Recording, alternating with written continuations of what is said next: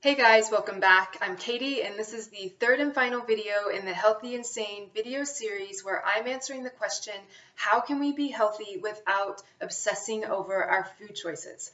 And in the first two videos, I talked about the importance of having a middle of the road approach, living in the gray mindset, and the importance of defining health values. And today's video will help us put those into practice because I'm sharing three of my favorite practical everyday tips for taking action to make healthy choices but being reasonable about them. Now, when working on something fairly vague like our relationship to food, it's helpful to think about our big why. Why do we care to work on this? Why does it matter to us? Because connecting with our why helps us see our health vision and align our vision with our everyday choices. So here's a question you can ask yourself. Do you want to live in a world of fear, restriction, judgment, and labels? Or do you want to live with a sense of peace and ease and freedom, confidence, and trust?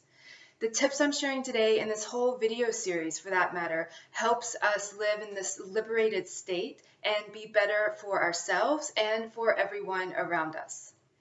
Tip number one, drop labels. In my second video, I shared my health value of flexibility and variety rather than having rules and labels. And this is a key step in shifting away from the diet mentality. Now, full transparency, this shift does not happen overnight, but that's okay. We can start by getting curious about our thoughts, and baby step for this first tip is to be honest with yourself and recognize, observe where you label and judge. Now, this may look like some self-talk, like full fat dairy is too fattening for me, or I feel guilty about eating that cake at the restaurant, or I shouldn't be eating the white pasta.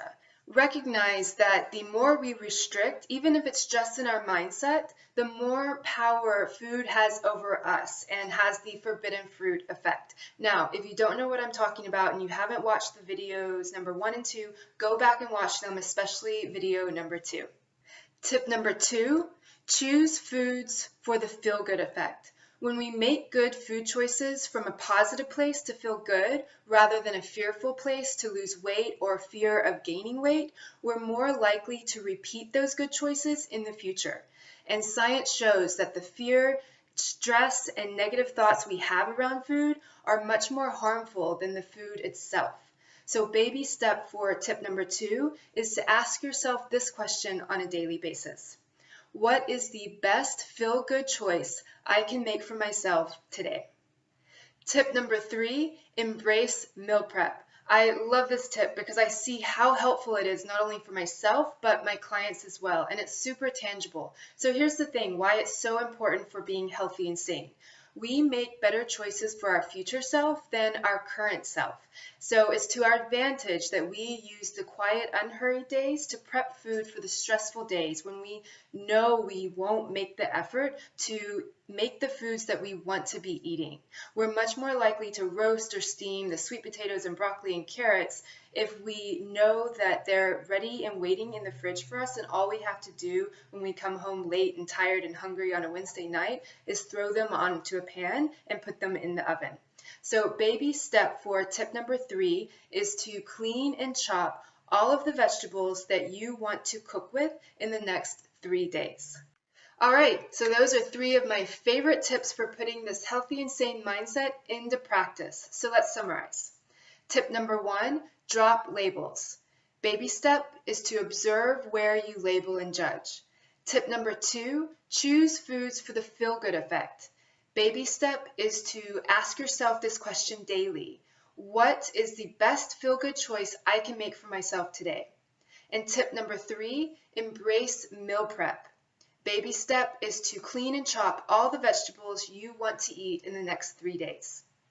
So I hope these tips and this entire video series has been helpful for you guys, motivating, inspiring. If you'd like extra support and guidance around any of these topics and in your relationship with food, let me know. Email me at the email address below. I offer a free consultation and I offer private coaching in person and over Skype. But thank you guys so much for following along and watching this video series. Give it some love if you enjoyed it by clicking on the heart icon in the bottom of this blog post and leaving a comment below if you have any questions or thoughts or ideas.